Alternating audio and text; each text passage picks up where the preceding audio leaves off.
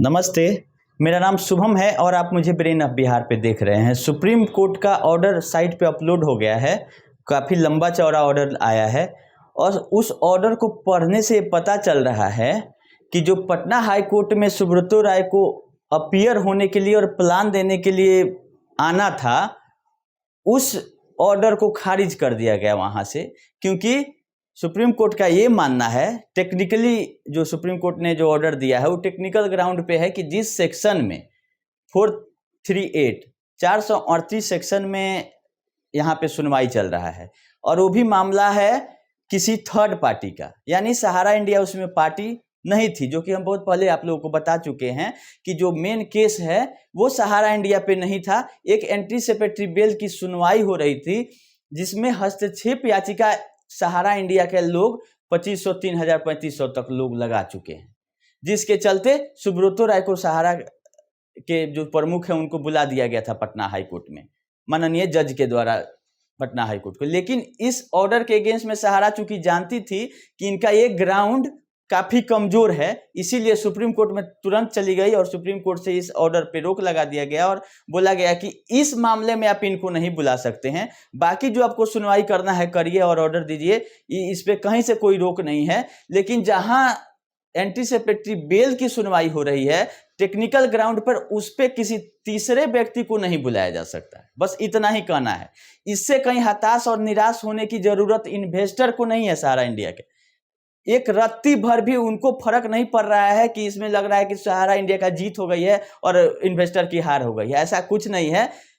High court भी अपने जगह पे सही है और सुप्रीम कोर्ट भी अपने टेक्निकल ग्राउंड पे ये बता रहे हैं। सुप्रीम कोर्ट के जो चीफ जस्टिस हैं, चाहे जो भी जज सुनवाई कर रहे हैं, कि इस सेक्शन में आप नहीं बुला सकते हैं, ये आपका ऑर्डर गलत है। और लेकिन अभी 25 जुलाई को सुनवाई होनी है पटना हाई कोर्ट में। इसके बाद भी बहुत कहीं ना कहीं जगह रहता है कोर्ट में जिससे कि घुमा फिरा के इनको बुलाया जा सकता है, क्योंकि 3000 लोग इसमें हस्तक्षेप याचिका डाले हैं। लेकिन हम लोग को उम्मीद वही रखना है कि कहीं ना कहीं से या सरकार को यह आदेश दे दे कोर्ट कि जो हस्तक्षेप याचिका है इसका आप निस्तारण का कोई रास्ता हमको बताइए। भले ही एंटीसिपेटरी बेल में जो है वो बेल दे दे या रिजेक्ट कर दे, वो कोर्ट का मामला है। लेकिन जब 3000 लोग इसमें हस्तक्षेप याचिका डाल दिए हैं तो हमको जहां तक उम्मीद है कि कुछ ना कुछ दिशा निर्देश जारी करके ही केस खत्म होगा। ऐसे नहीं होना चाहिए, क्योंकि काफी लोगों को उम्मीद था पटना हाई कोर्ट से। ठीक है, अगर नहीं कुछ भी होता है तो नया केस भी आने वाला है बहुत सारा पटना हाई कोर्ट में, और नहीं आएगा तो हम लोग भी एक तैयारी कर रहे हैं जिससे कि लोगों का पैसा निकल सके। अभी खाली हम इस महीना भर देख रहे हैं, जो 21 तारीख को दिल्ली हाई कोर्ट का सुनवाई है और 25 तारीख को पटना हाई कोर्ट में। इसके बाद कहीं ना कहीं कानूनन लड़ाई इनसे लड़ना पड़ेगा, तभी पैसा ही निकालेंगे, जहां तक हमको लग गया है। इसके लिए फुल प्रूफ प्लान के साथ हम लोग एक टीम गठित करके बिहार और अलग स्टेट के लिए भी हम मेरा नंबर बहुत लोग मांगते हैं, लेकिन हमारे पास उतना टाइम नहीं रहता है हम किसी का फोन उठाएं या किसी का जवाब दें। मेरा दूसरा काम रहता है। मेरा मेन मकसद नहीं है कि यूट्यूब पे वीडियो बना के सहारा के अगेंस्ट में करके और पैसा कमाना। आज तक किसी से 1 रुपया का डिमांड हमारे चैनल से नहीं किया गया है कि आप कंप्लेन मेरे से शुरू कराइए या कोई भी काम कराइए। मेरा मकसद यही है कि लोगों का पैसा मिल जाए और सबका मिल जाए। जो 5000 10,000 है उनका भी कैसे मिले, क्योंकि छोटे छोटे जो इन्वेस्टर हैं वो एक एक करके कंप्लेन नहीं कर सकते हैं। इसका क्या रास्ता निकलता है, इसीलिए हम अपने जो हमारे सीनियर्स हैं, चाहे एडवोकेट्स हैं, चाहे जो भी टीम में हैं, उनसे राय सलाह करके ही हम आप लोगों को बताते हैं कि क्या संभव है और क्या करने से जैसे कि इनका पैसा जल्दी निकलेगा। ऐसा नहीं कि अब कोई ऐसा हम आप लोग को बात बता दे जैसे 10,000 निकालने में 5,000 रुपया ही खर्चा कर दे। फ्री ऑफ कॉस्ट होने वाला ही काम हम आपको बताते हैं अभी तक कि ये काम आप करिए, डीएम को कंप्लेन लेटर से कर दीजिए, चाहे सीआरसी में कर दीजिए, जहां 1 रुपया खर्चा नहीं होना है बस। तो लेकिन अब जहां तक हमको लग रहा है कि कानूनन पेज में जिस हिसाब से अगर ये पटना हाईकोर्ट वाला केस खत्म हो जाता है तो कहीं ना कहीं से फिर से इनको कटघरा में लाने के लिए कुछ पुख्ता कानूनन लड़ाई लड़ने का व्यवस्था करना पड़ेगा, तभी ये पैसा वापस करेंगे, क्योंकि अपने आप ये वापस करने वाले जंत नहीं लग रहे हैं।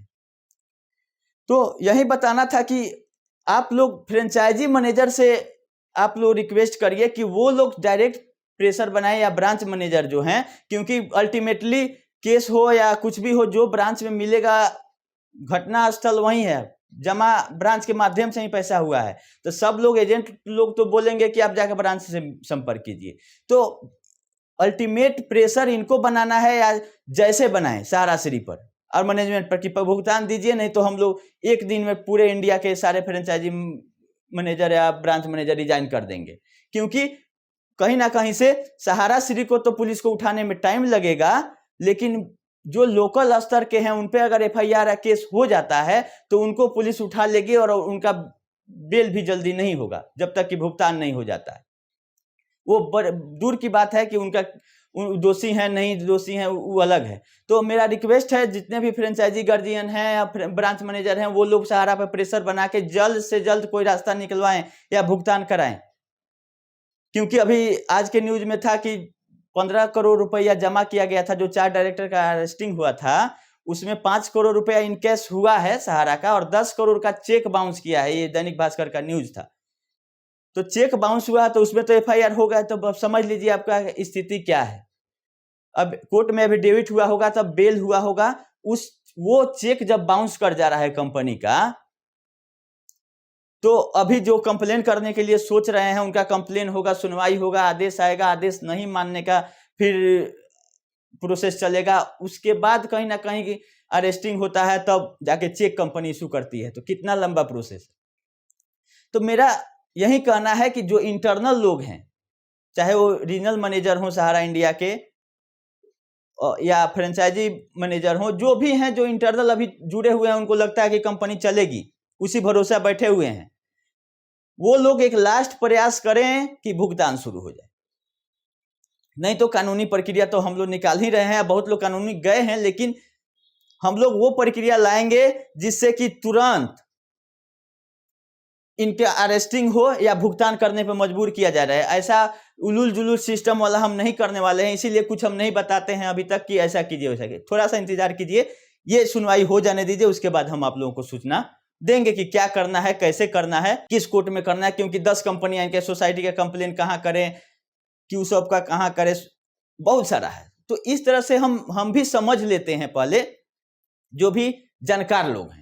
ऐसा नहीं कि सब कुछ हम ही जानते हैं, कुछ भी हम आप लोगों को बताते हैं। तो जैसे ऑर्डर आया तो ऑर्डर को हम अपने जो भी साथी एडवोकेट हैं उनसे बोले कि जरा पढ़ के सर समझाइए हमको, अगर जो चीज़ हमको नहीं समझ में आ रहा है बताइए कि क्या बताना चाहिए, क्या है ऑर्डर में। तो ऑर्डर से हताश और निराश होने की कहीं से कोई जरूरत नहीं है। भुगतान तो इनको करना पड़ेगा, चाहे वो कोर्ट के मदद से हो चाहे सरकार के मदद से हो। लोग ऐसे सोच रहे हैं कि दिन पर दिन काटेंगे पैसा लोग छोड़ देगा, तो ऐसा नहीं। जैसा सूचना होगा हम आप लोग बताएंगे। धन्यवाद।